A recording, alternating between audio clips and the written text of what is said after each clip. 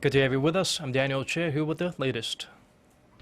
It's been nearly 1 month since the Sewol-ho ferry capsized. Search teams are faced with more obstacles. Poor weather conditions this weekend have kept divers out of the water for more than a day. Our Ji-yeon starts us off. Search efforts on the sunken Sewol-ho ferry have once again been hampered due to poor weather conditions. A heavy wind watch was issued on Sunday morning in waters off of Korea's southwestern coast, which includes the accident site. It's the latest setback for divers tasked with searching inside the ferry, who have been kept out of the water since the wee hours of Saturday morning. In their place, around 20 submarine ships using sonar radars are conducting most of the searches, looking for bodies that may have been swept out of the ferry. One of the floating buoys set up by authorities to track currents in the area was found as far away as 35 kilometers away from the ferry site. Prime Minister Jongun visited the ferry site on Sunday afternoon. He vowed to provide special aid to the residents of Chindo Island, who have helped with the search and rescue efforts at the expense of their own livelihoods. Investigations into the ferry sinking also continue. Prosecutors have arrested a senior official of an inspection company on charges of negligence. They say the inspector provided a false report on the condition of the ferry's lifeboats. The official in question submitted a report to the Korean Register of Shipping, saying that equipment in 17 categories on the Sewol-ho ferry was in good condition, but only 1 out of 44 lifeboats deployed when the ferry began listing. Prosecutors are also zeroing in on the de facto owner of the ferry operator, Yoo Byung-won, and his family to determine whether there were any business irregularities that could have led to the ferry sinking. Yoo's brother appeared for questioning on Sunday. He was paid monthly expenses of more than $2,000 in business consultation fees by Cheongjin Marine Company, the operator of the Sewol-ho. It represents the first time a family member of Yoo's has shown up for questioning. Yoo's eldest son has been summoned to appear on Monday. Ji-yeon, Arirang News. And rival political parties have agreed to convene an extraordinary parliamentary session to discuss follow-up measures to the ferry sinking. Flow leaders Lee Wan-gu of the ruling Saenuri Party and Park Young-sun of the New Politics Alliance for Democracy agreed to open a plenary session and activate standing committees this week. The parties, however, disagreed on other matters surrounding the issue. Opposition lawmakers want a parliamentary probe and a special prosecutor to be appointed for the investigation. The ruling party has expressed reservations about both requests. President Park Geun-hye is expected to make a public statement to the nation this week on the Sewol-ho ferry disaster that contains a master plan to boost public safety. The defense ministers of South Korea, the U.S., and Japan are expected to sit down for trilateral talks on the sidelines of an international summit later this month. North Korea will unsurprisingly top the agenda. It's just one of the several meetings South Korean Defense Minister Kim Kwon-jin is expected to hold at the Asia Security Summit in Singapore that begins on May 30th. The government is pushing for bilateral talks with its American and Chinese counterparts. The possible delay in the transfer of wartime operational control from Washington to Seoul would be one of the key topics in talks with the U.S., while a possible North Korean nuclear test would take up a good portion of the talks with China. But there's one country South Korea won't be meeting with one-on-one. Seoul says it has no plans for a separate meeting with Tokyo due to the historical and territorial disputes that have kept tensions up between the two neighboring countries.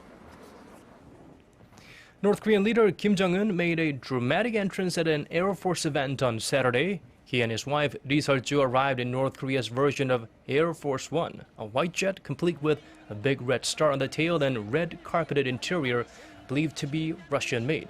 It's the first time Kim's personal plane had been seen by the public. Several photos of Kim Jong-un as a boy seated in cockpits were on display at the event, where fighter pilots were given the chance to put their skills to the test and compete for a trophy. Experts reading the tea leaves believe Kim's shift in focus from the Army and Navy to the Air Force could be signs of a final step before a launch of a military provocation. The chief of Korea's largest conglomerate has been hospitalized. Samsung chairman Lee Gun-hee was admitted late Saturday night local time after having difficulty breathing and underwent an emergency medical procedure on Sunday after showing symptoms of heart failure. According to company officials, the 72-year-old business titan is now in stable condition. The chairman has a history of respiratory problems dating back to 1999 when he had surgery for lung cancer. He was also hospitalized last summer, with symptoms of light pneumonia. Lee Gun-hee's latest health problems come after recent moves to promote his children to top positions. The most valid heir to the throne is Samsung Electronics Vice Chairman J.Y. Lee or Lee Ji-yeon. Despite warnings from the West and a plea for postponement from Moscow, pro-Russian separatists in the east of Ukraine are holding referendums this Sunday, asking voters whether they support a declaration of independence from Ukraine. For more, here's our Hwang Ji-hye. Local residents in two of the most tense regions in eastern Ukraine lined up to vote on Sunday. The referendums in the Donetsk and Luhansk regions, pushed by pro-Russian separatists, asks a simple yes or no question about whether they support the act of independence. When I saw that the interim government had taken such illegal actions toward us, I decided to vote for myself. Residents in the capital of Kiev, however, have expressed opposition to the poll calling for national unity. This is not a referendum, but a lie. It's absolute Russia's provocation. Russia just wants to copy the script of Crimea's independence and separate Donetsk and Luhansk from Ukraine. The referendums are similar to the one in Crimea in March that approved secession from Ukraine. Crimea was formally annexed by Russia soon thereafter. While referendum organizers showed confidence about the polling process, reports from international media outlets say several people were seen voting twice, while some areas didn't even have voting booths in place. The vote comes despite calls by Russian President Vladimir Putin to postpone it. It's also regarded as illegal by the West and the Ukraine government, which called the ballot self-destructive and a step into the abyss for the regions. French President François Hollande and German Chancellor Angela Merkel said that the focus should be on Ukraine's nationwide election on May 25th. The two leaders agreed that if the nationwide vote does not take place, there will be consequences, including stronger sanctions against Russia. Hwang Ji-hye, Arirang News. A month has also passed since some 300 girls were kidnapped from their boarding school in Nigeria, and still, no one knows where they are. Under fire is Nigerian President Goodluck Jonathan, who is blamed for not doing enough to secure the release from the militant Islamist group Boko Haram. A chorus of condemnation is now raining down on the Nigerian government, starting from within the country. Nigeria has staged a daily protest for the 11th day in the capital Saturday, calling for more to be done. The international community has stepped in, with the U.S. and Britain sending specialized personnel for the search. Experts believe, however, the girls may have already been separated into smaller groups and then moved to neighboring countries, making the search even more challenging. Shifting gears now, credit cards. It seems most Koreans don't leave home without it. Among 18 countries recently surveyed by the Korea Financial Telecommunications and Clearings Institute, Korea came out on top in terms of credit card usage. The results showed that the average Korean consumer made around 150 purchases using the plastic in 2012. Canada was far behind in second place at almost 90 purchases a year, and the U.S. in third place with 83. The total credit card spending of Koreans ranked third in 2012, with each consumer spending around $8,600. When you think of green energy, solar or wind power springs to mind immediately. Now picture this, generating electricity from raindrops that fall against a window or roof. It's one method local researchers have come up with, and they say they've only begun scraping the surface of the technology's potential. Our Son Jung-in explains. A piece of glass substrate is connected to a small LED light bulb. When droplets of water fall one drop at a time onto the substrate, the bulb gives off a pale light. With the indoor lighting turned off, the flashing light, resembling that of a firefly, can be seen more easily. This time, the researchers use a shower faucet to sprinkle water onto the glass substrate. The bulb emits an even brighter light. The secret is in a new advanced energy device that turns moving droplets into electric power. It alters the electrical characteristic of water drops, which makes the electrons inside move suddenly, generating electricity.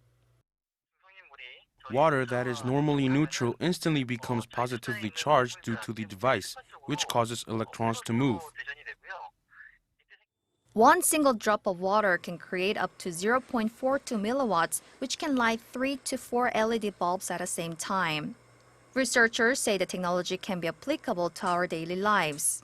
Using water that is wasted in kitchen or bathroom sinks could bring about a new assessment of the true value of water, literally making every drop count. 손정인, Arirang News. And now the weather. Strong winds of up to 25 meters per second will be blowing in east and west coast of Korea. Heavy downpour will cover most parts of the nation as well. The search operation in Jindo isn't getting any assist from Mother Nature, as strong winds and waves are expected there as well. For conditions elsewhere around the globe, let's take a look.